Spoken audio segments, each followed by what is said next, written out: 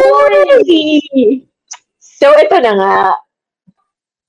Narinig niyo na yung comprehensive sexuality education.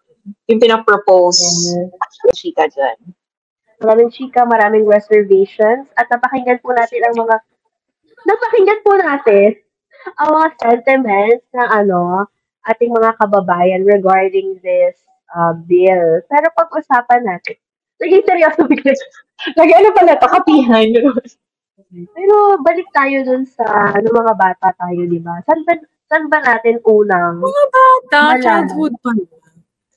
Pero disclaimer, pwede po kami magkakailan.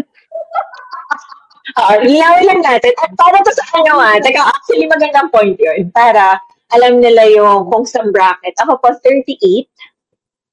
So, ikaw po ay millennial, tama ba? Tama. Pasok pa naman sa millennial. Pasok pa sa millennial. So, si Ate Juma ay I am currently 29 years old. And happy birthday. 29 years old, and I am recently categorized under Gen Z. Recently? Oo, ulit din ako. Gen Z ba kami? Ganon. Okay, pero kasi ako po ay 24 years old at ako po ay certified Gen Z. Hindi recently categorized. Certified Gen Z talaga. Sorry. Akin. Okay, anyways, dalawang Gen Z and isang millennial. Pero parang half na ako kasi I don't categorize myself as fully Gen Z. Full millennial. So half ako. Okay. Going back to the topic. Going back. Di ba, magkakaiba po kami ng generation, guys, ha? So, pero, pag-usapan po natin, saan ba namin unang nalaman itong concept about... Alam mo, yung ka manood. Lola. Yung health education, or sexual health education. So, start po tayo kay Miss Jen as someone from wala lang po. From millennial generation. I think kasi hindi pa naman masyado uso yung mga internet noon. Parang grade 3 pa ako nung nagkaroon ng internet. Pero sabi sa friends. Sa friends din sa cousins. Or sa kwentuhan, ganun. Diba? Ikaw, Ate Ju, saan ka unang nagkaroon ng muwang? Or ng knowledge about sexual health? Bilang yun nga kay Miss Jennered ay lately lang yung internet. Ako naman ay fully internet. Yeah. Ado na lahat. So, paano mo nalaman kung anong isi-search? Ano mga keywords mo? Ano gusto tayo mapusok tayo? Ha? So yun, I have research for my own good. Pero naman na ako noon, college na ako. So college ka lang, so ka naging open. So talking about the sexual health. Yes. Because... So, naman yung elementary. Grabe, elementary! Hindi pa ako tapos, guys. So, elementary, very siya. Nung time kasi namin, 2012, ako graduate ng elementary. But then, parang meron ng increase in teenage pregnancy. So, parang yung mga parents namin, takot na takot kaming iwanan sa prom. Alam mo, may mga ganun tayo, di ba? May mga party. Kasi after ng prom. Yes. So, takot na takot silang iwanan kami na walang guardian na magbabantay. So, during that time, very negative yung conception namin about sexual health in general. Parang very pessimistic. Parang ayaw siyang i-introduce namin fully. Kasi baka mag-lead yun into further exploration. Na baka i-try nila, gano'n. So, back then... So, back then, parang yung tinuturo naman ng mga teacher namin, kagaya ng nabanggit ni President, no, yung anatomy. Like, paano nabubuo yung baby, paano siya na-fertilize. Or ano yung reproductive parts, yung mga ganon. Yes. But other than that, I don't have a clear memory na naturuan kami about body autonomy, yung mga boundaries. Yung sa ano lang, di ba yung sa anatomy, as in like body parts ng male and female and how they work together. Charis, parang parang very ano talaga, very scientific and very educational yung approach. Like, for example, female part interacts with the male part, ganun lang. Very broad strokes. Wala talagang in-depth discussion. So, nung elementary, I always thought na kapag nag-kiss kayo, mabubuntis ka na. Ayoko, madaming ganyan. Like swimming pool. Di ba, parang nag-swimming ka, baka mabuntis ka, what? Yun yung mga pinaniniwalaan namin before. So, ako yung circle of friends ko back then, kasi nga, na lumaki kami sa conservative household, feeling namin kapag nakipag-kiss kami, mabubuntis na kami. So, walang guardian or hindi namin siya natanong sa mga teacher namin if totoo yun. Kasi nga parang very taboo siya sa age namin ng elementary. Like, baka mapagalitan ka. Yes, baka mapagalitan ka. Bakit ka curious? Parang ganun.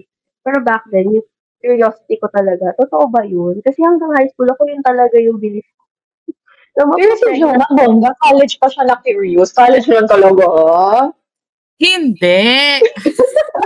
Nung high school ako, pero movie lang. Movie lang yung aking knowledge. Like, doon ako na-expose na, bakit nangyayari yung napapanood ko? Ganon.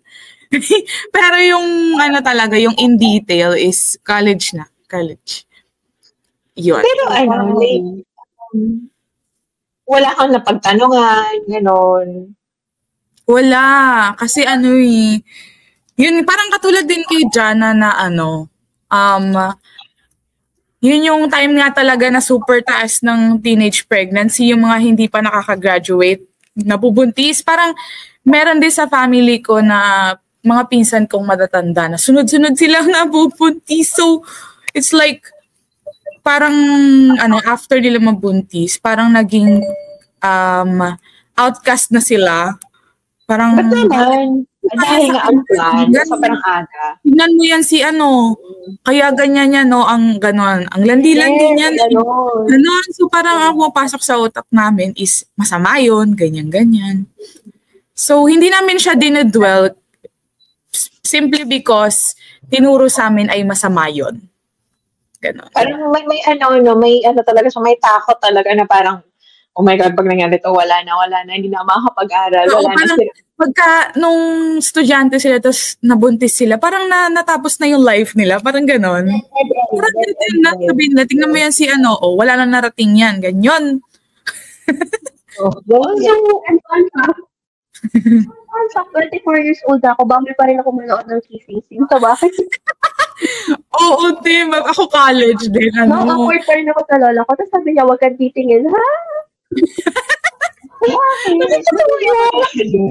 At 24. Sa akin, hindi man ako pinagbabawalan ever since. Pero awkward, kunyari nasa sala kayo, tapos doon sa show, bigla may hahalikan. Parang, maghahanap ako ng ibang gagawin. Ay, naiisip. Ganun na ako ngayon. Buti pinapapakit ako ng eyes. Ngayon, maghahanap ka na lang ng ibang titignan. Parang hello? So, ang weird, no? Na parang even at our, kahit hindi ka naman na minor, parang na-awkwardan ka pa rin pag-usapan or kahit panoorin with other people. Pero kasi feeling ko, yung mga parents din natin, ganun din yung tinuro sa kanila. Na parang wag natin yan pag-usapan kasi parang very taboo. Parang hindi dapat natin yan pag-usapan dito, mga ganun. Huwag yung gagawin masyado yan kasi ang landi-landi nyo. Masyado ka hindi. Oo, kasi yung premise ng lola ko kung bakit ayaw niya kung panoorin ng gano'n. Bakit daw? Baka makakuha raw ako ng idea. Ng idea? Diba? Pero little did she know na yung mga internet sa Facebook, ang dami nang nagkalat na gano'n. So parang, so sa mga K-drama, sa mga, guys, hindi ako na nakakuha ng idea. Yeah, di ba, yun yung parang sinasabi nung iba, yung point nila about, kasi di ba nung na-bring up nga yung comprehensive sexuality education, ay papasok na sa curriculum, parang sabi nila, yung half of the, I'm not even sure kung half-half, but some of the people say, na parang okay yun, kasi at least, ma-introduce na siya sa mga bata in a formal way, in a structured way, tsaka in a controlled setting. Yung iba naman, yun na yung sinasabi, yung parang sa lola mo na parang, hindi, magkaka-idea nga sila, na parang dapat yung i-keep natin yung innocence. So parang, diba? So parang, ako naman, iniisip ko, nung yun yung narinig ko, parang ano, paano mo siya ibabalance? So parang, oo, tama, kailangan malaman ng mga bata na ang effects ng premarital sex is ganito, and kung gagawin mo man siya, kailangan ready ka for all these repercussions. But at the same time, not giving them ideas on how to do it. Yun nga yung debate ngayon. Parang, yun yung debate na parang ang dami rin sa, una kong narinig yung Comprehensive Sex Education Bill. Sa Facebook feed ko, yung isang friend ko na nanay, meron siyang anak na parang 7 years old. Tapos, ang post niya is, sabi niya, kakayanin ko ba na isang araw yung anak ko, na ganito kaliit, like 8 years old, 7 years old, ang itatanong sa akin, ganito ba, tama, basta mga about the sex, yung about sex education, na makakaya niya ba yun na gumagalaw, or like, kunwari binigyan ng condom yung 8 years old niyang anak, kaya niya ba yun tanggapin? Paano niya ba ma-explain yun? Yun yung parang debate na, yun nga, paano mo siya maituturo sa mga bata without making them curious about the deed? Parang ganon. Paano nga? Pero diba sana, meron tayong friend, itago natin sa pangalang, di ba tinuruan na sa school nila? Hindi namin sure kung totoo yung sinabi niya. Ano yung tinuro daw sa kanila sa school? Nung high school ba yun? I think high school. High school, tinuruan daw sila on how to put a condom into the... Where you put it. Where you put it. O diba, yung conversation natin din hindi masyadong hindi natin kaya sabihin. Pero wala naman bawal. Ganon. Pero diba, kaya nga nung kinukwenta ng friend namin, parang seryoso, tinuruan kayo nun. Anong year pa yun? Halos mag-age kami nun eh. So parang 1993, 1992, tinuruan na kayo nun. Parang sa school yun. Pero parang, hindi naman, we're not saying it's right or wrong, pero nakakasya kasi nung time na yun, parang sobrang foreign idea na ituturo yun sa school. Parang shocking. Kasi, diba tayo ate, wala talaga sa curriculum namin yung comprehensive na tinatawag, as in detailed discussion about it. Sa akin din wala. Yeah, reproductive health lang talaga, paano nabubuo yung baby. Like, pero wala rin about contraception, di ba ate? Tama ba ako? Tama ako nung recollection about my science life. Science life, wala rin about contraception. Kahit pang college na, wala. Wala talaga. Chemistry ako ng college. Chemistry. Ako physics. Ha?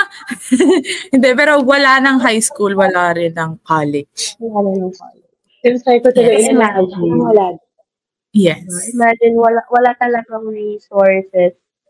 Siguro dyan na I think kung hindi tayo tinakot ng mga magulang natin tsaka nung mga nakita nating relatives natin na nabuntis ng maaga at hindi nakapagpatapos, siguro hindi tayo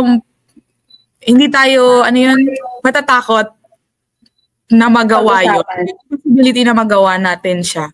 Kung hindi tayo ganon takot dun sa deed. Ganon. Diba? We're not necessarily dun sa deed, pero yung consequences, siguro. Kasi pwede silang maturuan ng sex education. Doon nila makuha yung information on how to do it and what not to do. Sa atin, wala lang. May fear lang tayo. Very fearful lang tayo na gawin siya. Yeah. Tapos, na wala rin silang resources, hindi nila alam kung sino yung tao na pagtatanungan. Kasi hindi rin siya napag-uusapan sa bahay. So, ayun. Yun lang. Pero may napanood nga ako, parang sa isang TV show. Parang ano siya family of, ilan na yung anak niya? 21? Umabot sa ganon. Tapos nung ini-interview na siya sa dulo, Yes. hindi niya kasi alam na mayroong contraceptives. As in, ganun. Parang hindi siya urban area, sa rural area. I'm not even sure.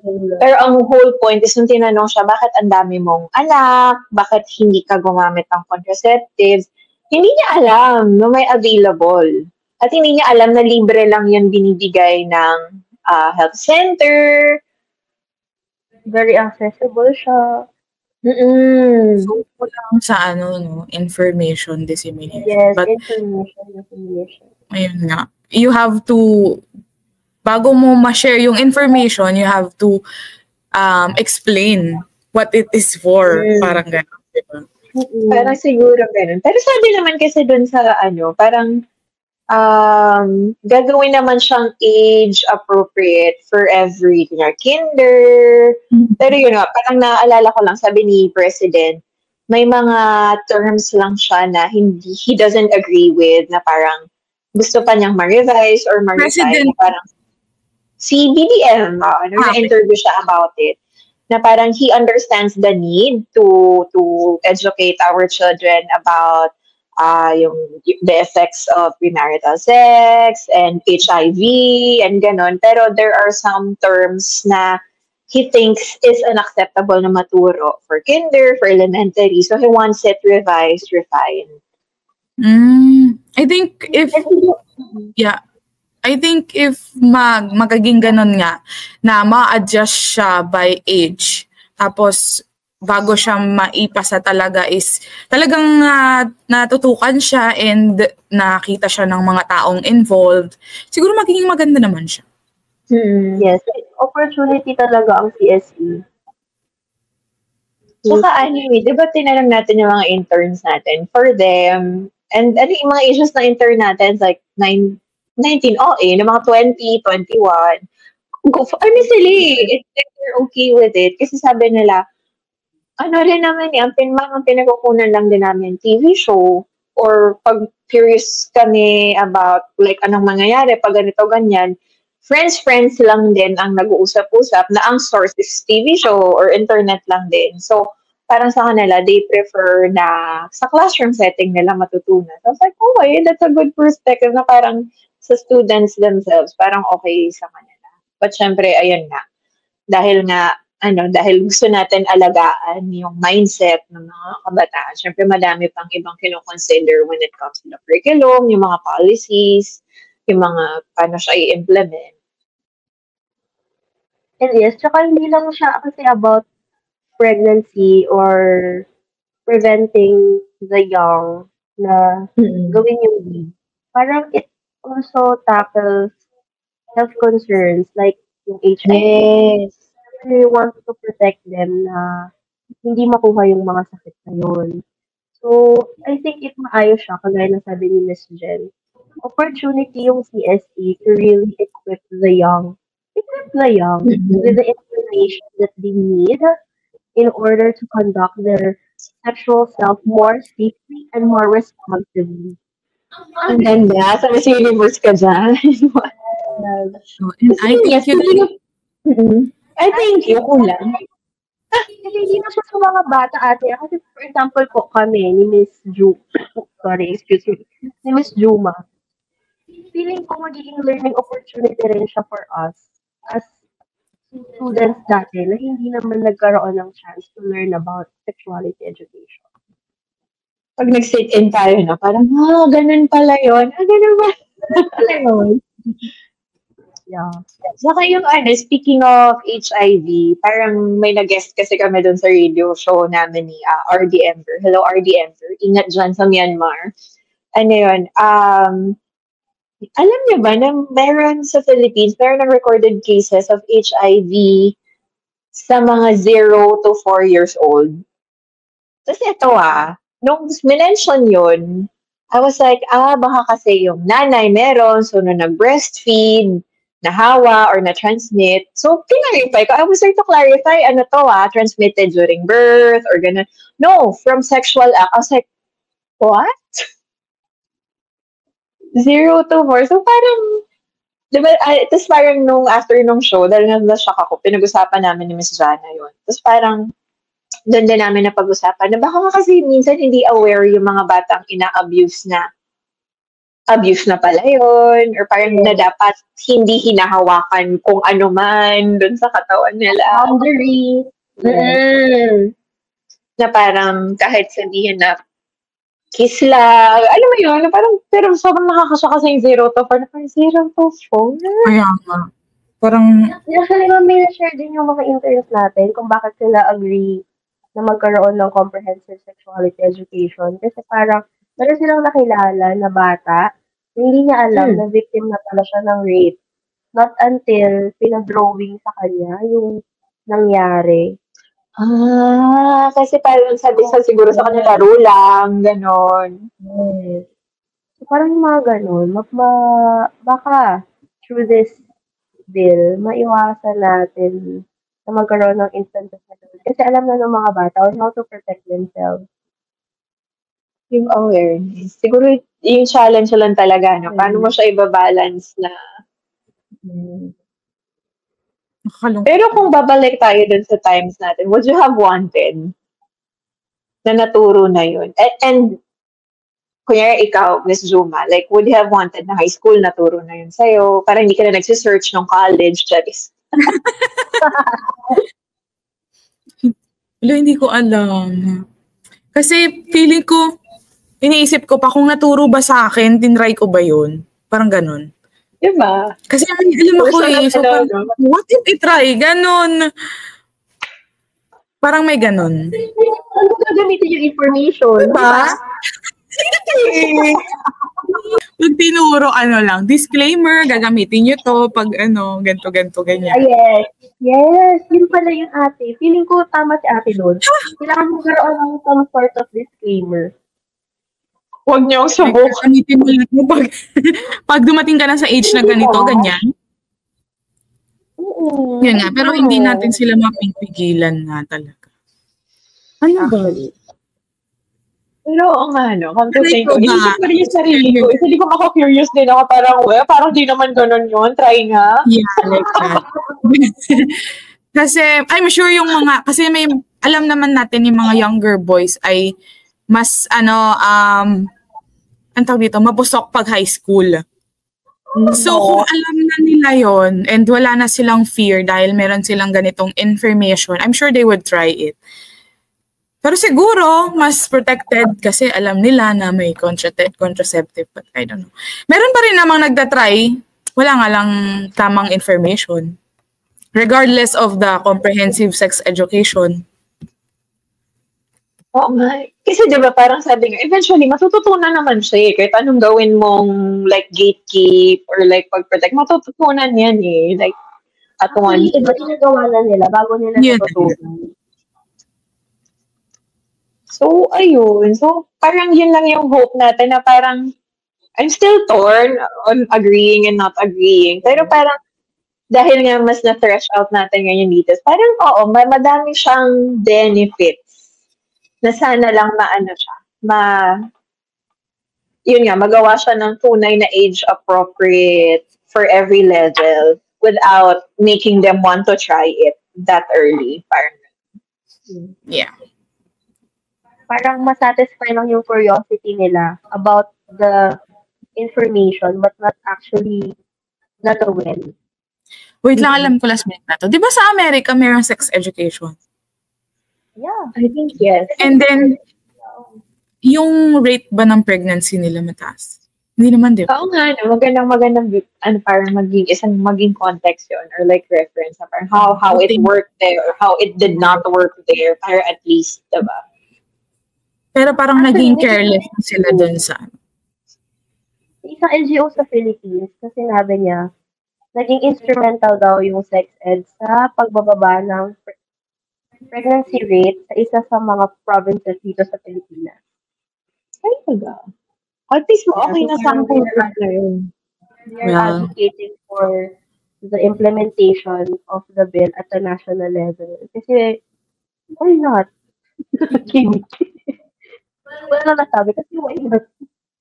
Pero tama po, Miss Jenny. Kailangan lang talaga natin i-balance yung implementation. Siguro kasi predominantly Catholic nation din tayo. Yung culture din kasi ng Philippines. Kaya ang hirap talaga niyang i-balance without sacrificing the perspectives. Parang ang hirap niyang gawing whole of society dahil sa mga aspects na yung na pag-usapan natin.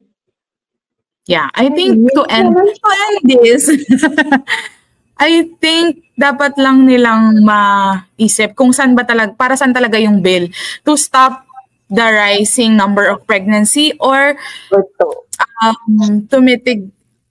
to inform. Kasi parang gano'n. Kasi mag-iiba din yung like how they'll implement it depending on the kung gusto lang nilang pababain yung pregnancy, they would ma-reach nila yon sa bill. Pero maraming malalawak yung knowledge ng mga bata. Ganun. Pero hindi naman yun yung goal nila. Wala na sila. So, abang-abang na lang natin. It goes back to your objective. Another communicator ka dyan. Or, yun, abang-abang na lang kung anong papupuntahan nito. But rest assured naman, sabi nga ni Pangulo, he's all for it kung para maging aware yung mga kabataan on the effects and whatever. Ayusin lang at ilagay sa tama. I agree. Ang bottom line, isa lang tayo ng goal is to protect our young. Our young? Alam mo, hindi pa kasali. Hindi pa ako kasali. So, I think that is so, see you next month. Kasi love month ka rin ngayon. Tama. Yun talaga yun Love and Arts Month. Kasi arts. And happy birthday. Okay. Love month ka rin ngayon. At ang love na pinag-uusapan natin ngayon ay love of self. Tama. Bye-bye! Tama na! Bye-bye! See you next episode. Bye!